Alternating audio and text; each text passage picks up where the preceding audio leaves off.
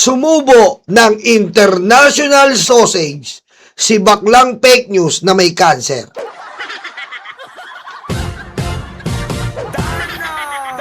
Ayan po ha, huling-huli po si Ari Roque, may mga gatas-gatas pa sa labi.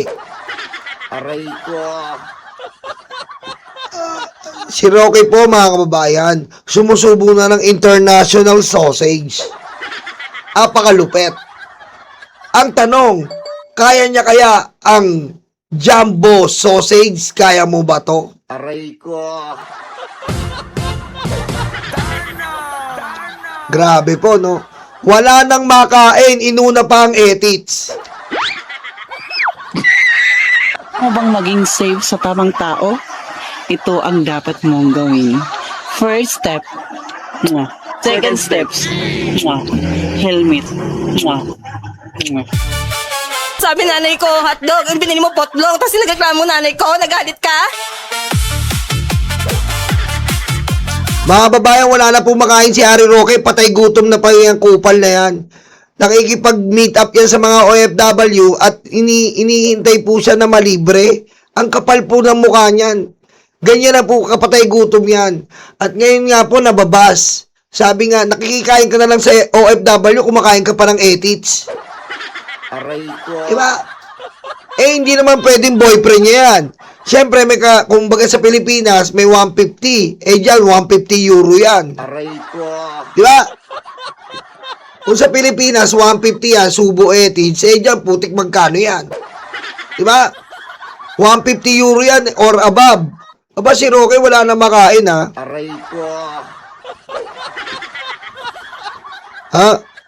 Si Roque po wala na makain, mga babayan. Ha? Si Roque po, tandali lang po. Si Roque po, wala nang makain. Putek, inuna pa kumain ng etits. Sandali lang po ha, kachat ko lang si Lovely.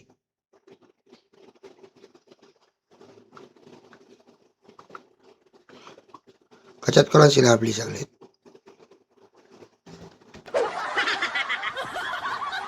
Di ba? Pag ganyan Ari Roque, wala ka nang makain, huwag mo unahin yung etits. Di ba? Huwag mo unahin yung etits. Ano ka ba naman? Aray ko. Ano ka ba naman, Ari Roque? Huwag mo unahin yung etits. Di ba? Kasi, unahin mo yung kalusugan mo. Kaya lang.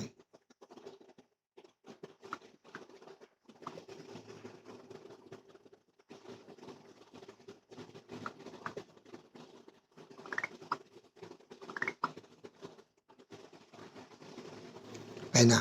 Diyan lang si Lovely. Oh, di ba mga kababayan?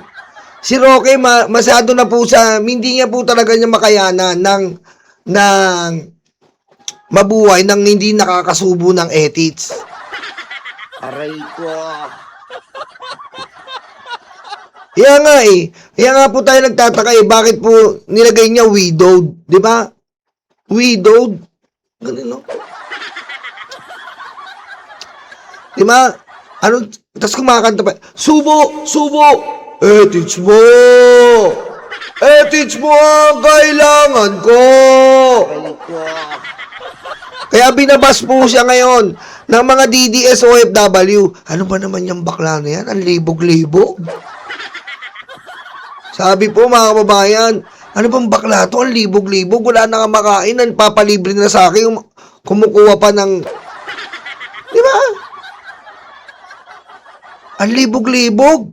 Wala na makain. Nagpapalibre na lang dito sa mga OFW ng buburaot. Umarkila pa ng lalaki. Grabe, no?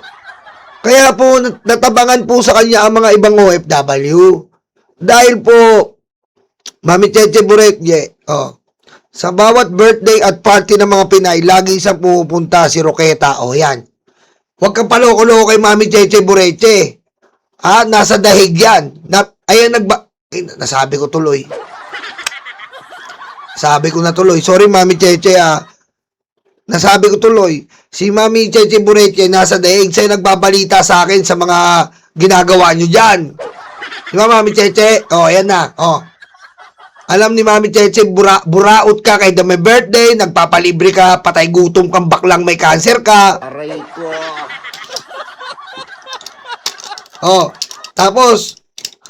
Tapos ngayon, malaman-laman ng iba dyan, kumuha ka pa ng edits na ipupukol sa puwet mo. Baka dumating po ang pagkakataon, mapalitan si Dr. Jose Rizal. Ang maging national hero natin ay si Pangulong Duterte. Aray ko. Ano ang gagawin mo kapag nalaman mong may kapatid ka sa labas? Papasukin ko.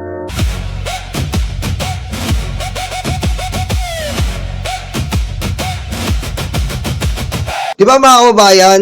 Nakakahiya po yung ganyan. Pinapalamong ka na, nambuburaot ka na, patay gutom ka na, para lang makalamong ka sa isang araw, kailangan may mag-birthday ng OFW. Alam niyo po yung may nagkwento po sa akin, alam niyo po yung, hindi po makabili ng mineral water yan. Nakikidrink lang po sa drinking fountain doon, na pang-public. Kaya nga, Mami Che, amoy mantika na at di naliligo. Itsura, tignan mo naman, Mga 2 uod na lang kukunin na tong hayop na to, Aray ko. Diba? Mga 2 uod na lang po kukunin na tong hayop na to. Aray ko. Okay? Ayan po si Harry Roque. At sama na po natin to si Spider Inday. Tingnan mo yung Tingnan mo yung Aray ko. Great power. Ano yun? Great power. Aray ko.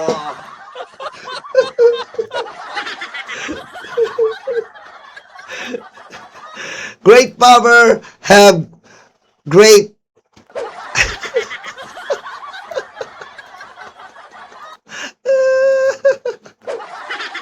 Help po si Spider Inday. Spidery! Spidery ba? Spidery!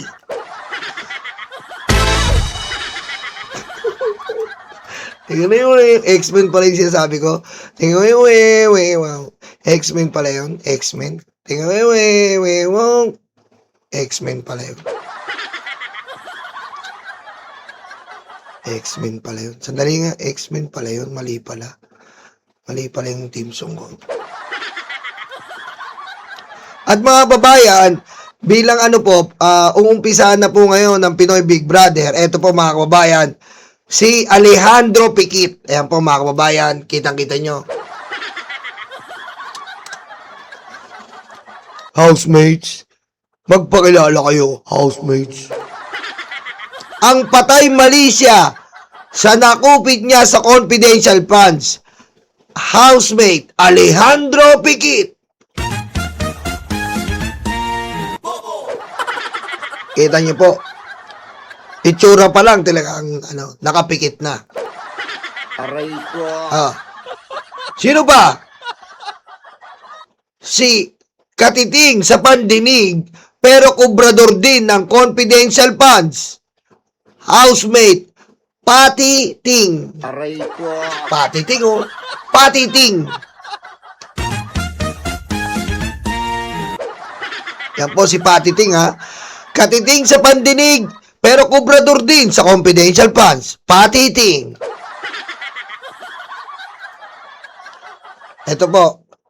Ang agimat ng acknowledgement receipt ni Inday Scammer, Janice Marie Revilla. Ayop, no? Janice Marie Revilla. Lakayan nga natin konti. Lakayan lang natin konti. Yan. Lakayan natin konti. Yan.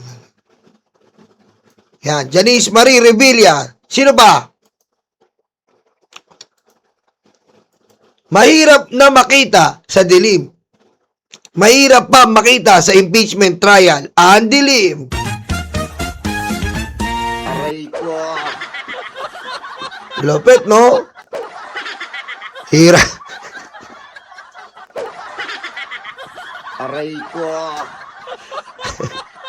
Ang dilim. Sino ba? Oh, yun lang pala.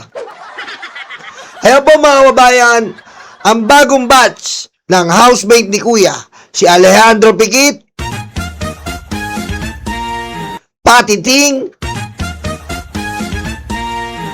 Janice Marie Revilla,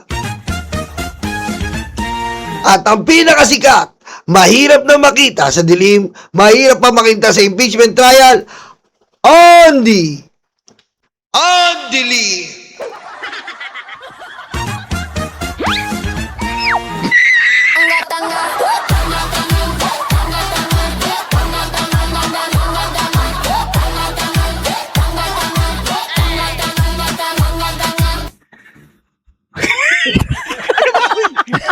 At ito nga po mga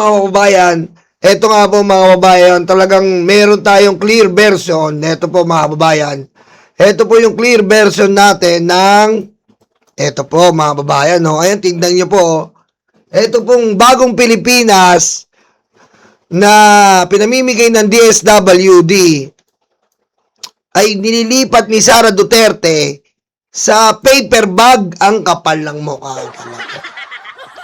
Ang kapal ng mukha. Aray ko. Diba? Ang kapal po talaga ng mukha, no? Sobra. Sobra to.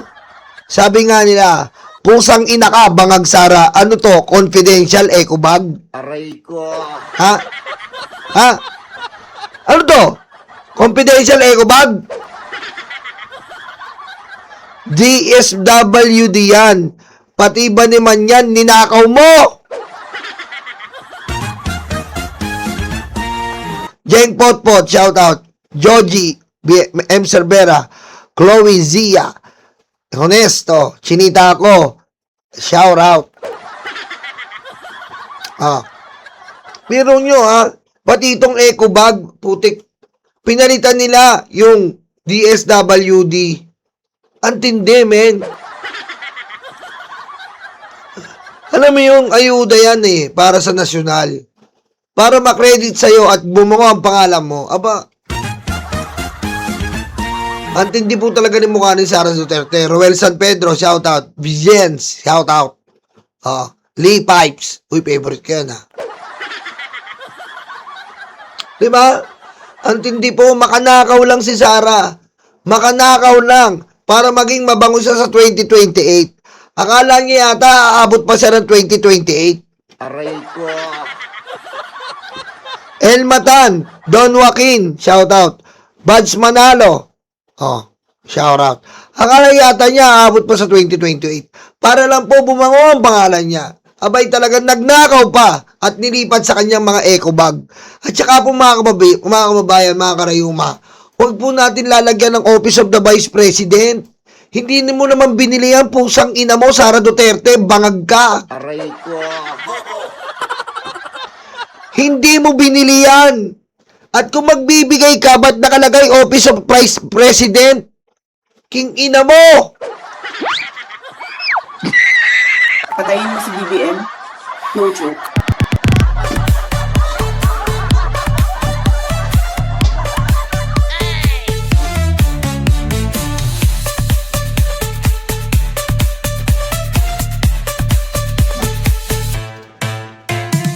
Mary Jane De Vera.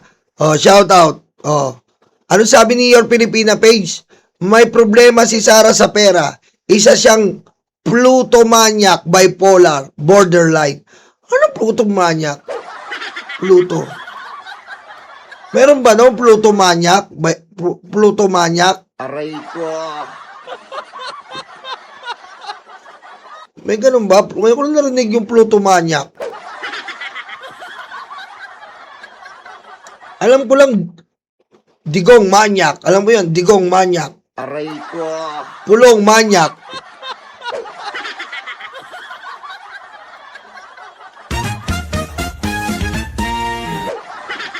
Jenny Ramos, shout out. Tattoo, shout out, thank you. Don Joaquin, Miguel Osamad, Mang Tony, Silvercat, Maria Inoue.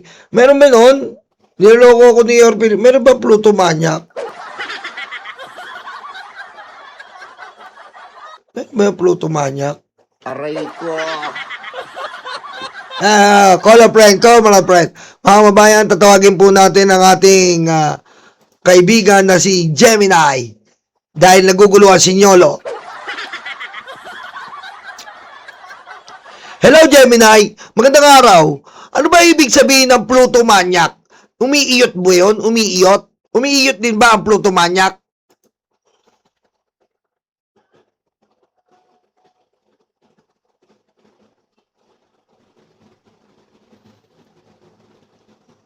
Yan natin. Ano sagot? Umiiyot yata yun eh.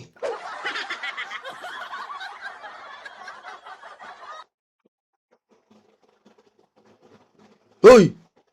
Magandang araw. Ang Plutomaniac ay tumutukoy sa isang taong may Plutomania, isang matindi, hindi karaniwan at labis na pagnanasa o obsession sa payaman ng payaman o sa pagkamit ng napakalaking kayamanan. Galing ang salitang ito sa mitolohiyang Griego kay Plutus, ang Diyos ng kayamanan, at sa salitang mania, sobrang pagkahumaling. Para sa isang Plutomaniac, ang pera at ari-arian ay hindi lang pambili ng pangangailangan, kundi isang bagay na kinahuhumalingan ng walang katapusan. Umiiyak ba ang isang Plutomaniac? Oo, umiiyak din sila. Ang pagiging Plutomaniac ay isang paglalarawan sa psikolohikal na pag-uugali o obsession ng isang tao, kaya hindi nito nawawala ang kanilang natural na emosyon bilang tao. Maaari silang umiyak sa mga sumusunod na dahilan, pagkalugi o pagkawala ng pera. Dahil sa sobrang pagkahumaling sa kayamanan, ang malaking pagkalugi sa negosyo o kwarta ay pwedeng magdulot sa kanila ng matinding galit, takot, o lungkot na humahantong sa pag-iyak. Yung pala. Matinding stress at takot. Ang patuloy na pag-aalala na baka maungusan ng iba o mawalan ng kapangyarihan at yaman ay nagdudulot ng matinding emotional strain. Oo nga, Ang no? karaniwang emosyon, tulad ng sinumang tao, umiiyak din sila sa mga personal na usapin tulad ng dalamhati, sakit, o problema sa pamilya. Galing! Oo nga, Pluto Maniac. Galing nga, thank you, your Filipina page, ha. Tama, yung pala, no, Jeng Potpot. Natuto tayo si Gemini, ha. Aray ko. Galing.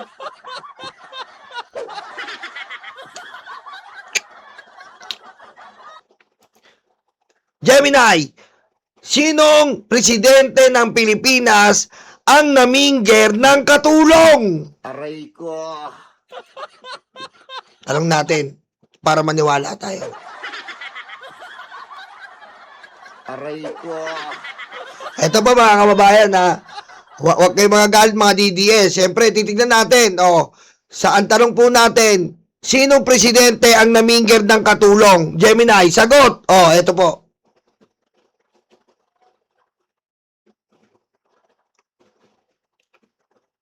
Ang tinutukoy mo ay si dating Pangulong Rodrigo Duterte. Noong Disyembre taong 2018, naging kontrobersyal ang kanyang talumpati sa Kidapawan City kung saan kinuwento niya ang kanyang di umano'y kumpisal sa isang pari noong siya ay nasa high school pa. Sa kanyang pahayag, sinabi niyang pumasok siya sa silid ng kanilang kasambahay habang ito ay natutulog at pinagtangkaan itong hipuin at bastusin. Ang naging tugon at paliwanag ng Malacanang. Nagdulot ito ng malaking pambabatikos mula sa mga women's rights groups tulad ng Gabriela at iba't ibang sektor na nagsabing ang ganitong pahayag ay pag-amin ng pang-abuso o pagtatangkang panggagahasa. Depensa naman ng kanyang tagapagsalita noong si Salvador Panelo, ang kwento ay gawa-gawa lamang, concocted made-up story o hyperbole ng dating Pangulo upang i-dramatize ang kanyang kritisismo at aligasyon ng kapaimbabawan, hypocrisy sa simbahang Katoliko. Tangina nyo, DDS! Ano? Aray ko. Ano, DDS? Tangina kayo, ano?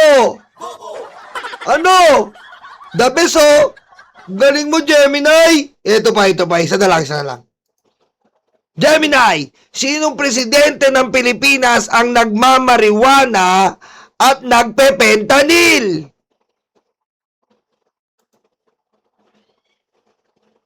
Tingnan natin na magaling si Gemini, ha. Totoo to. Ito. Ay, puta, parang mali sagot, ha. Sige, sino nagmamariwana at nagpepentanil? Gemini, ayusin mo, ha. Susuntukin kita.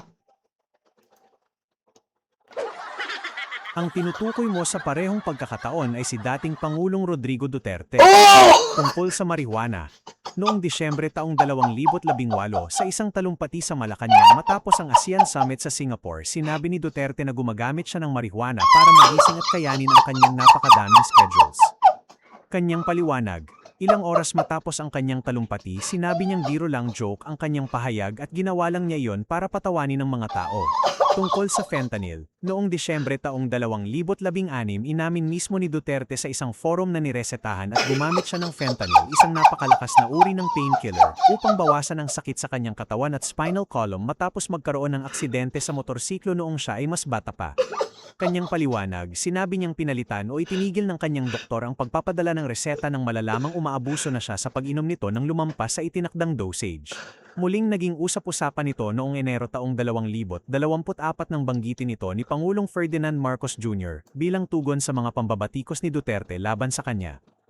Aray ko. Oh, ano mga DDS? Sa pool! Tingnan nyo. Ano? Ayan ang sinusuportahan nyo! Oh, kilala rin Kat GPT!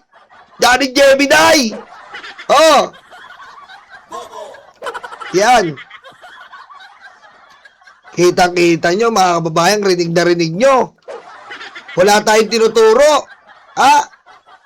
Ano, pusang kinig nyo, DDS?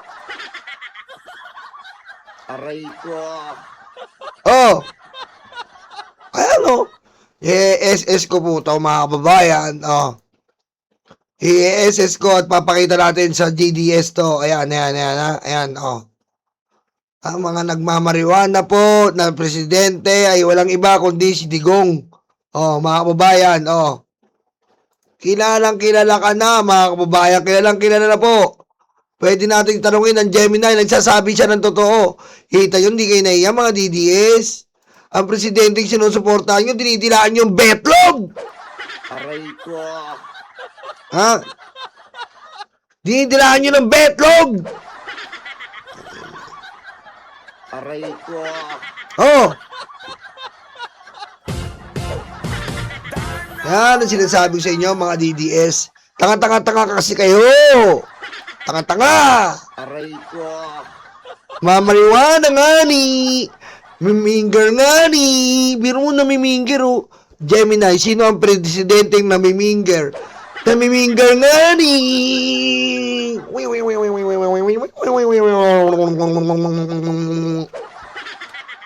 Namiminger nga ni. Aray ko. Ah. Yan ang sinasabi ko, mga DDS. Dito tayo sa totoo. Huwag tayo bobobobohan. Namiminger nga ni.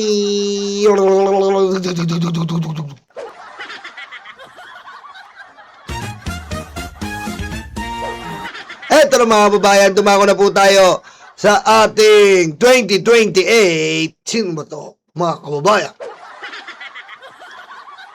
Ha? Sino ka ba?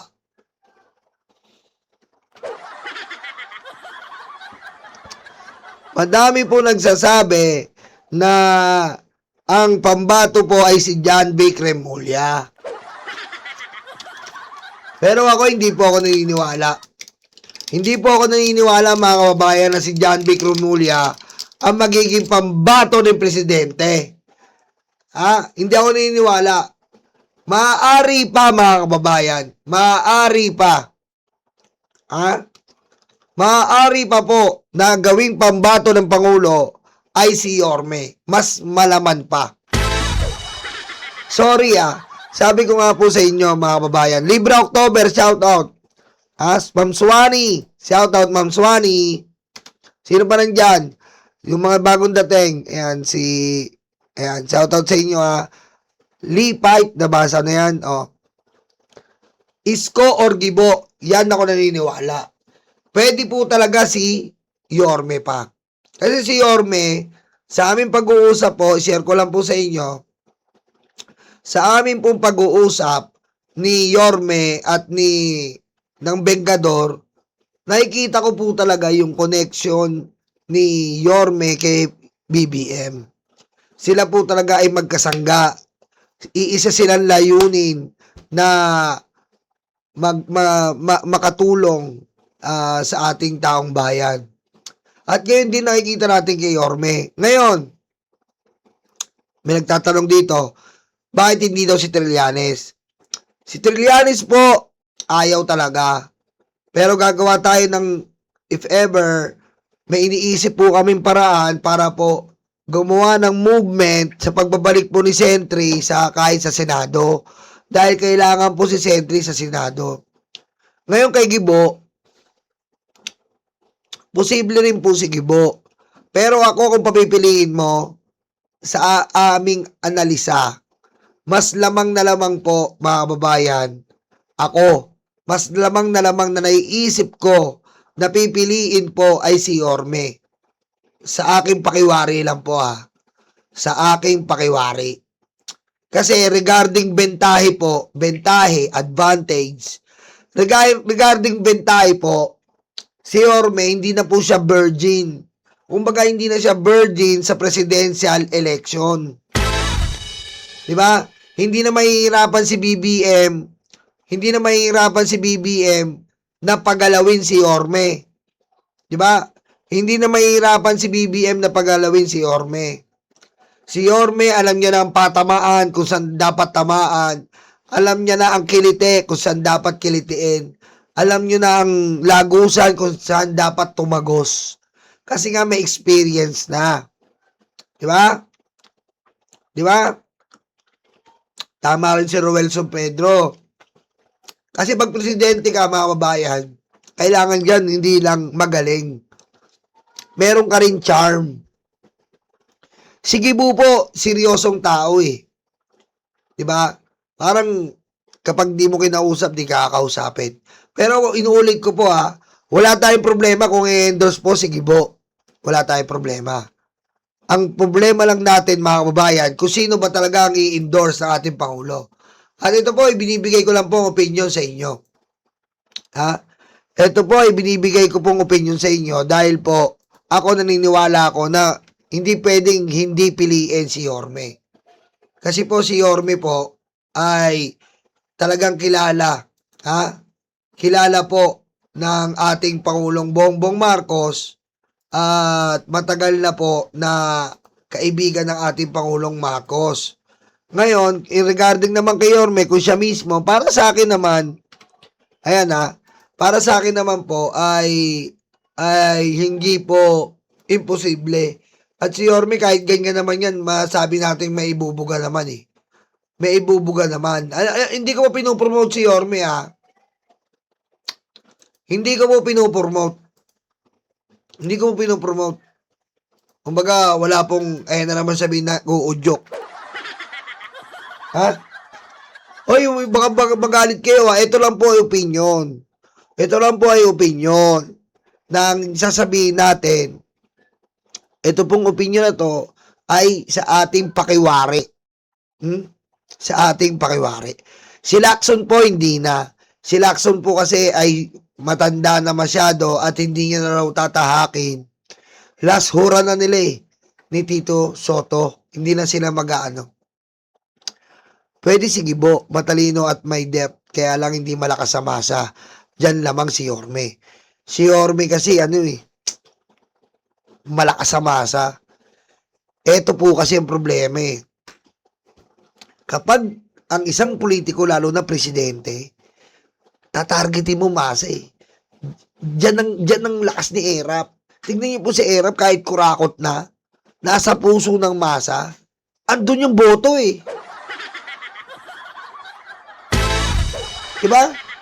Andun yung boto Kaya nga po nakakalungkot. Kahit anong galing ng politiko sa atin, kahit anong galing ng politiko, pag naging favorite ka ng masa, yari, pasok ka. Yun Diba? Feeling ko yan po ang pipiliin ni BBM. Feeling ko lang either Gibo, either Yorme, o yung babae. Kilala nyo na yun.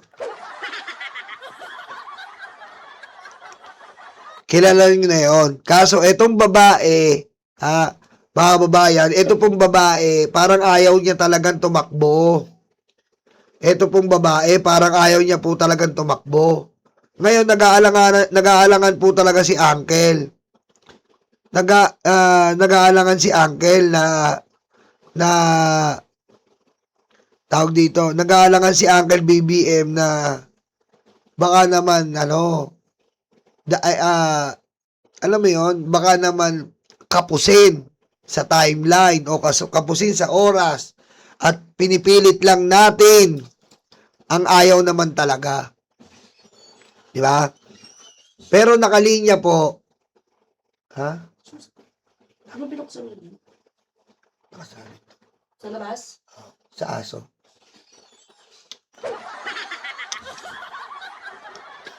Tama, si Tatu. Ang magiging motto natin, tayo ay kay Gibo, wag sa Tibo.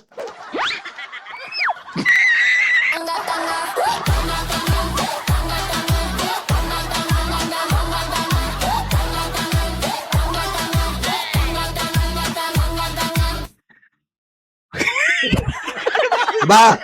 Gusto ko yung Tatu ha. Doon, kung si Gibo, tayo ay kay Gibo, wag sa Tibo. Diba, mood covers? Yon ang magiging motto ni Gibo.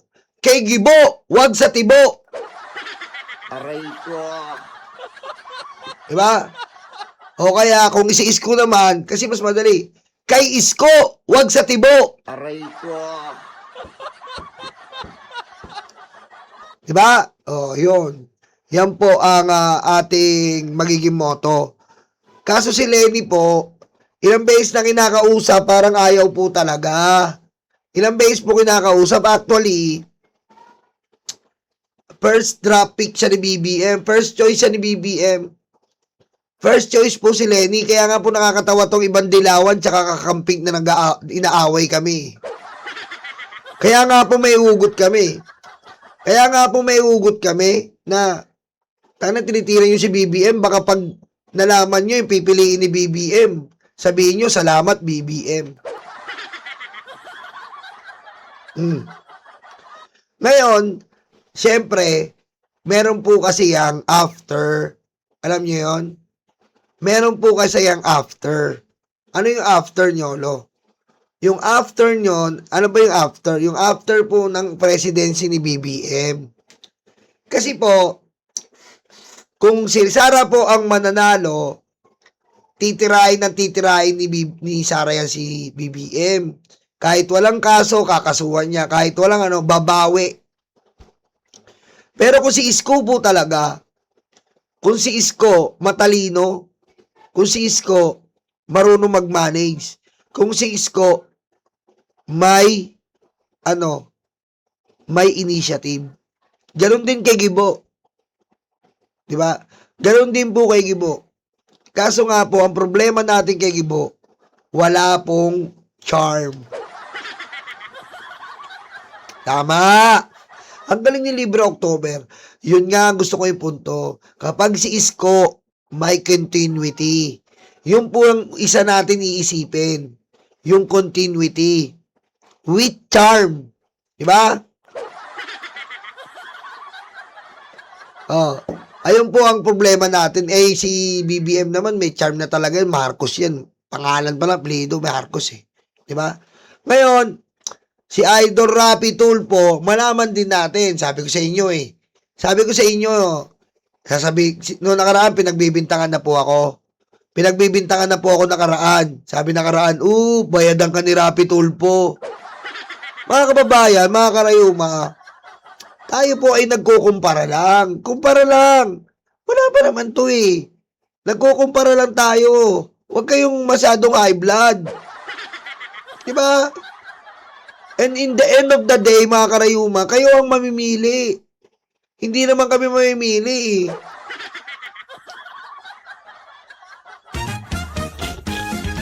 Green Day, Nomer, Finch, shout out. Mood cover, sino pa ba yan? Di ba? Pinky MA, shout out. Kayo po mamimili. Nakaraan, pinagbibintangan na ako eh. Uy, bayadan ka ni Rapi Tulfo. Sabi ko, hindi. Si Idol Rapi, Sabi ko nga sa inyo, Illuminate Susi, shout out. Mel Gutierrez. Mama Love, shout out. Di ba? Arwin, Rodora Geronga, Sabi ko nga po sa inyo, si Idol Rapi po, given na may natulungan na. Kaya po si Idol Rapi po ay talagang gusto ko rin. Kasi may natulungan eh. May charm. Madali ibenta. Madali i-promote sa masa. Diba? Idol Rapi.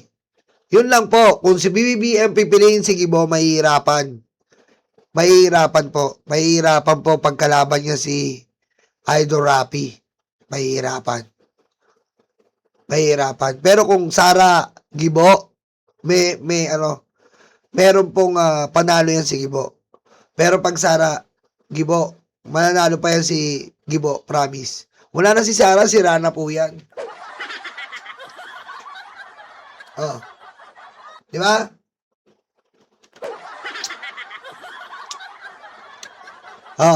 Ano?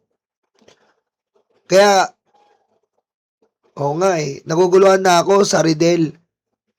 Ano ba maganda? Sa mga tulpo, tandaan kasama sila sa 18 na hindi last year. Oo nga, mood covers. Pero, iba rin Iba na ngayon din Si Uncle Martin, alam naman natin, mahirap siya. Kaya na naman tayo. Sabihin na naman nila, baka Martin ka. Mahirap ibenta si Uncle Martin. Mahirap. Si Uncle Martin, sorry hindi ka pwede sa president. Mahirap ka ibenta Grabe paninirang ginawa sa'yo, Uncle Martin. Sorry, Uncle. Senador ka na lang muna, Uncle Martin. Aray ko. Merlita. Anak. Rebecca Lagmay. Arceli Aurelia. Tiffany. Pusang. Layas! Si kadarating nyo lang, ang aangas nyo pa. Ha? Lumayas! Lintik na. Aray ko. Mahirap ibenta si Uncle Martin. Ma'am Brenda Barton, Ailis Ledesma. Mahirap ibenta si Uncle Martin. No? Konsumisyon. Ang hirap ibenta ni Uncle Martin. Ask him. Mukhang matatalo ako ni Mike Cervera doon.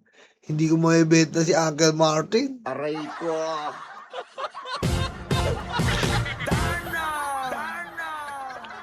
Kaya mga kababayan, ako naniniwala ako. Malamang sa alamang, kundi gibo, isko, wag sa tibo.